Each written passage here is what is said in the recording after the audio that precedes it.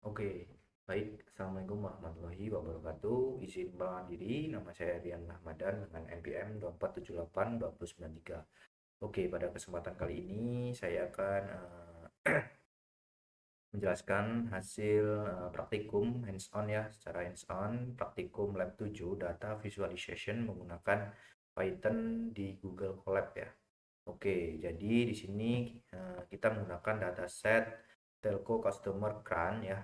Jadi dataset ini berisi tentang informasi pelanggan dari perusahaan telekomunikasi yang melalui dari lama berlangganan, biaya bulanan, total biaya, hingga status CRAN, yaitu apakah pelanggan berhenti berlangganan atau tetap loyal.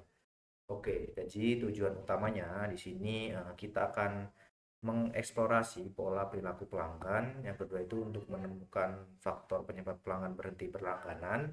Yang ketiga, untuk menampilkan hasil eksplorasi menggunakan visualisasi data baik statistik maupun interaktif. Oke, dalam video ini saya akan menjelaskan langkah demi langkah dari tahap 1 sampai dengan tahap 6. Oke, mulai persiapan data, mulai dari persiapan data dan pembersihan dan penyiapan data. Yang ke tahap ketiga untuk visualisasi univariate ya. Yang keempat juga tahap keempat di sini ada visualisasi bivariate hubungan dua variabel. Dan selanjutnya di tahap kelima untuk visualisasi multivariates ya, multivariates. Oke, selanjutnya tahap keenam visualisasi interaktif atau plotly. Oke, ini untuk hasil-hasil outputnya di sini juga ya. Oke, kita lanjut ke pembahasan yang tahap yang pertama, yaitu tentang pengenalan dan persiapan data.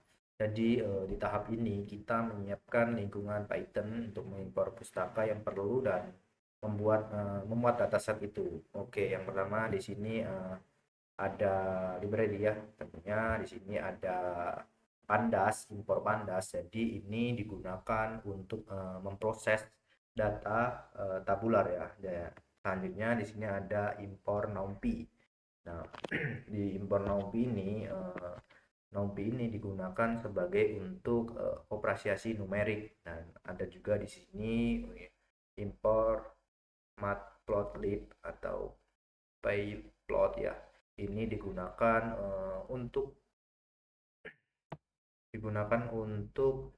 sebagai visualisasi. Jadi seaboard ini dengan ini pyplot ini sama ya untuk visualisasi statistik.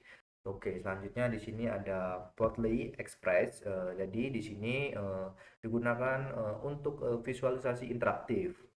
Nah, selanjutnya di sini juga ada Federate CSV. Jadi ini digunakan untuk membaca dataset yang berformat CSV. Dan juga di sini ada DevHead, ini untuk menampilkan 5 baris pertama untuk melihat struktur data. Oke, ini untuk datanya.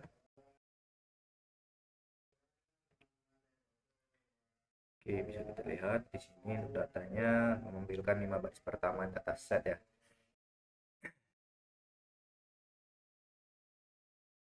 Oke. Ya, di sini saya akan menjelaskan sedikit. Jadi terdapat 7.043 baris pelanggan dan 21 kolom variabel. Jadi beberapa kolom penting seperti tenor, terus jadi tenor itu lama pelanggan berlangganan dalam bulanan, dan monthly charger itu biaya bulanan pelanggan, dan total charger itu total biaya sepanjang waktu berlangganan. Dan ada kontrak. Nah, tipe kontrak ini adalah bulanan atau 1 tahun atau 2 tahun.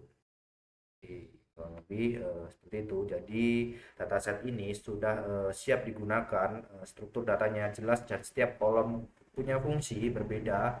Ada numerik, ada kategorikal. Tahap ini memastikan kita sudah mengenal dataset sebelum mulai eksplorasi visual. Oke, selanjutnya kita lanjut ke tahap selanjutnya ya. Oke, kita ini lanjut ke tahap yang kedua, pembersihan dan penyiapan data. Oke, di tahap ini tujuan kita adalah memastikan data bersih dan konsisten agar hasil visualisasi akurat dan tidak bias ya. Oke, di sini saya akan menjelaskan sedikit tentang kodenya ya. Di sini ada devinfo, jadi ini untuk menunjukkan tipe data dalam setiap kolom ya. Oke, di sini juga ada hmm, di sini juga ada pd.toNumeric. Nah, jadi ini digunakan karena kadang total charger ini terbaca sebagai teks ya. Oke, selanjutnya ada filna. Filna dalam kurung df ini digunakan median ya atau median ya untuk mengisi nilai yang kosong agar tidak error dan saat data dianalisis. Oke, selanjutnya juga di sini ada map. Jadi map ini untuk mengubah kategori ke angka agar mudah divisualisasikan. Oke. Oke, di sini ada contoh outputnya ya. Oke, jadi di sini sebelum kolom total charger bertipe objek sekarang berubah menjadi float 64 ya. Dan tidak ada lagi missing value. Jadi penjelasan sedikit tentang uh, dataset yang sudah bersih dan siap untuk visualisasi, tidak ada data ganda, tidak ada missing value, dan semuanya tipe data sudah sesuai dengan konteksnya. Oke, kita lanjut ke tahap selanjutnya, yaitu visualisasi univariate atau distribusi dan outlier. Oke, di sini saya akan menjelaskan sedikit tentang kodenya. Jadi tahap ini digunakan untuk melihat pola distribusi setiap variabel baik numerik maupun kategorikal. Oke, saya di sini akan menjelaskan sedikit tentang kodenya. Oke, di kodenya di sini menggunakan histogram untuk variabel numerik. Ini untuk menampilkan bentuk distribusi numerik normal atau miring atau acak ya. Nah, di sini juga menggunakan box plot ya. Box plot itu untuk mendeteksi nilai ekstrim atau outlier. Oke, ada juga di sini count plot. Count plot ini menunjukkan perbandingan jumlah kategori. Oke, kita akan jelaskan sedikit tentang outputnya di sini. Oke, di sini jika ke histogram terlebih dahulu, histogram tenor ya. Ini menunjukkan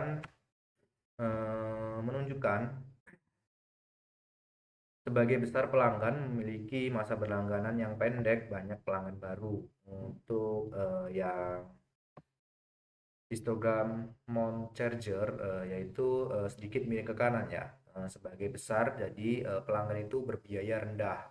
Oke, kita lanjut ke box plot ya. Nah, di box plot itu menunjukkan ada beberapa pelanggan dengan biaya total yang sangat tinggi atau outliernya ya. Oke, selanjutnya di sini kon plot CRAN ya. Di sini mayoritas pelanggan tidak CRAN, tapi tetap ada kelompok signifikan yang CRAN ya. Oke. Selanjutnya distribusi kontrak. Jadi kontrak ini bulanan paling dominan. Ini penting karena pelanggan kontrak bulanan cenderung mudah berhenti. Oke, seperti itu. Dasar sedikit tentang outputnya.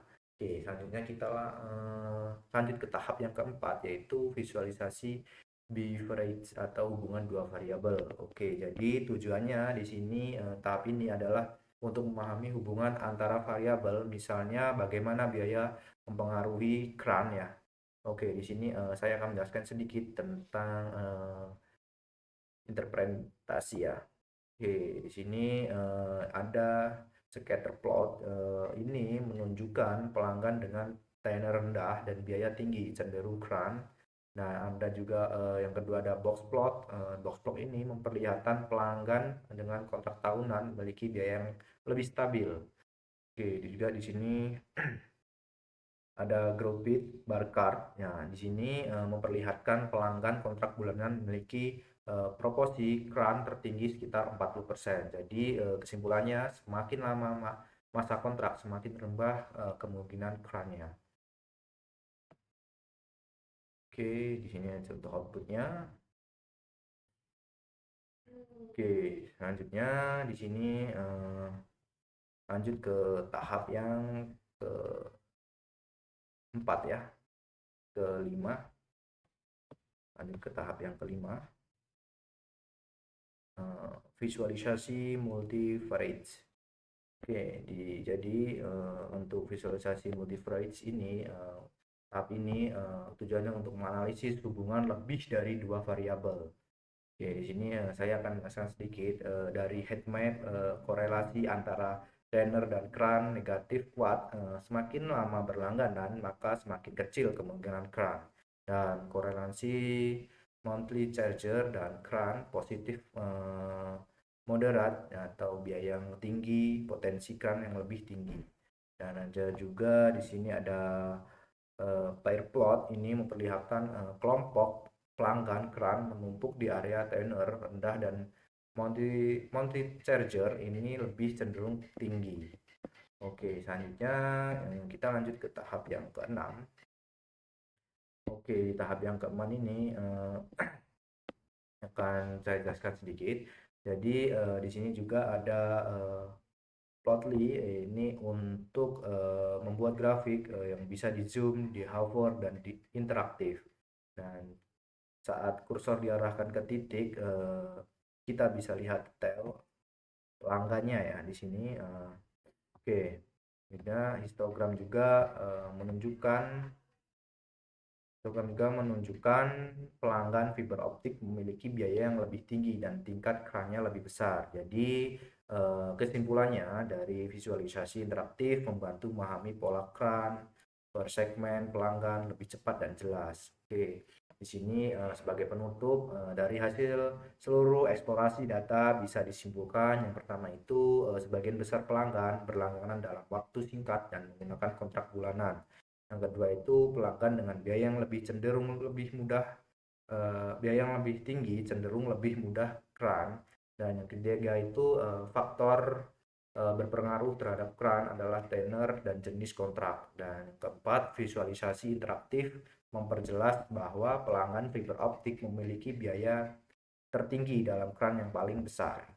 Oke, jadi strategis yang bisa dilakukan perusahaan adalah menaruhkan diskon atau insentif kontrak tahunan untuk pelanggan baru agar mereka tidak cepat berpindah layanan. Oke, mungkin sekian hands on saya hari ini. Terima kasih ya. Apabila ada kesalahan, saya mohon maaf. Saya akhiri. Assalamualaikum warahmatullahi wabarakatuh.